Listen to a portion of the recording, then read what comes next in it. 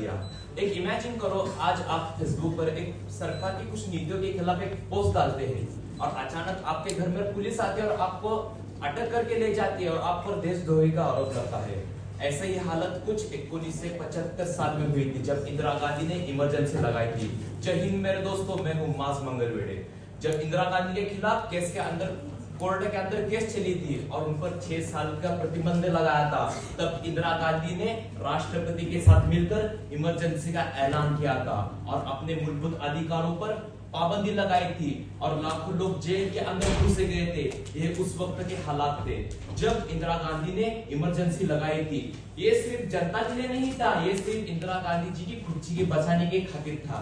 हमें ऐसा लगता है कि जब जनता पर असहमति होती है तो फिर जनता असहमति सरकार पर जताती है और वो असहमति 1975 साल के अंदर तब जताने के बाद लोगों पर देशद्रोही का आरोप लगा था। इसलिए हम इस मौके पर विकसित भारत 2047 के मौके पर हमें कुछ सीख लेनी चाहिए। अगर ऐसे हालात हमारे देश के अंदर बने तो हमें क्या करना चाहिए, हमारे सबसे बड़ी सीख होनी चाहिए।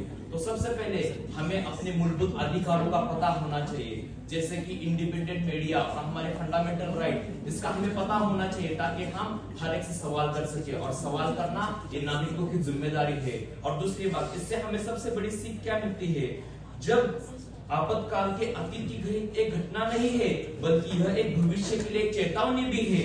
राष्ट्रीय सुरक्षा, स्थिरता या व्यवस्था के नाम पर यदि स्वतंत्र समितियों अगर स्वतंत्र सीमित किया जाता है तो यह लोकतंत्र खतरे में पड़ सकता है। ये हमारे लिए सबसे बड़ी चेतावनी है और ये हमें याद रखना चाहिए और हर एक से सवाल करना चाहिए। मैं जय हिंद।